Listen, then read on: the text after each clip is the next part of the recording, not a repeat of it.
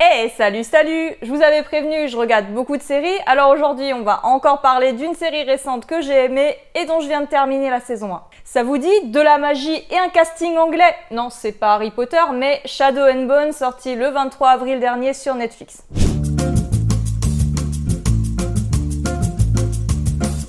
J'ai découvert cette série grâce à l'acteur Ben Barnes, que j'aime beaucoup depuis très longtemps, donc je suis de près son actualité filmographique. Pour celles qui se demandent, oui, c'est bien le prince Caspian. Il a bien grandi et fait plein de trucs depuis.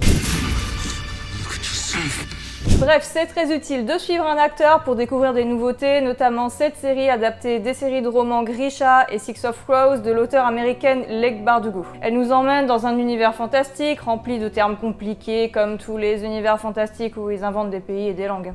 L'intrigue se passe à Ravka, un royaume imaginaire mais quand même très fortement inspiré par l'Empire de Russie. En témoignent les noms ainsi que les costumes qui sont pas sans rappeler l'époque du tsar Nicolas II. Ravka Est et Ouest sont séparés par une étrange masse obscure appelée le Fold, habitée par des créatures ailées et agressives, les Volcra, sorte de gargouilles, chauves-souris géantes pas très sympas. Il existe deux types d'habitants dans ce monde, les Grisha, capables d'utiliser de la magie, ils appellent ça la petite science, et ceux qui sont pas Grisha, genre les moldus quoi. L'héroïne, une cartographe orpheline du nom d'Alina Starkov, découvre qu'elle est Grisha et capable d'invoquer la lumière. Le genre de truc plutôt très rare, vous voyez.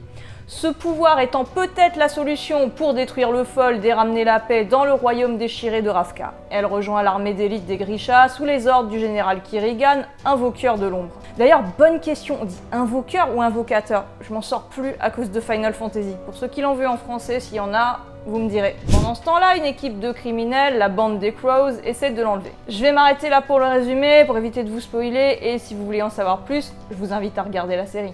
Maintenant, c'est le moment que vous attendez tous, celui de mon avis. Alors, comme tous les univers fantastiques, que ça soit Le Seigneur des Anneaux, Game of Thrones, Star Wars ou autre, quand on commence à regarder, les choses peuvent être un petit peu confuses si on connaît pas du tout l'univers.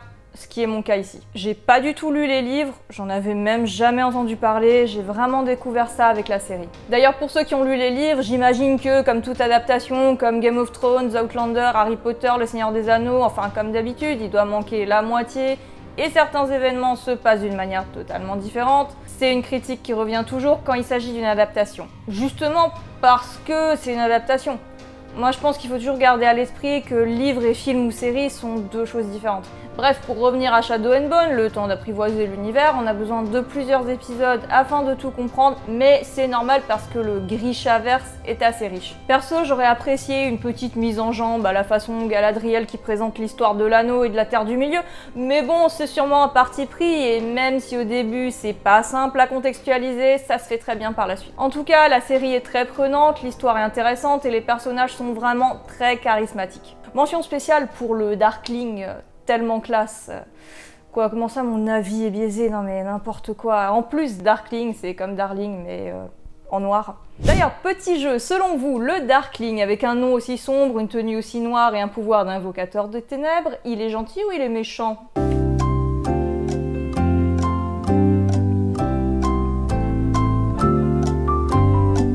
Écrivez votre réponse en commentaire. À la fin de la saison 1, après seulement 8 épisodes, on reste sur sa fin, croyez-moi.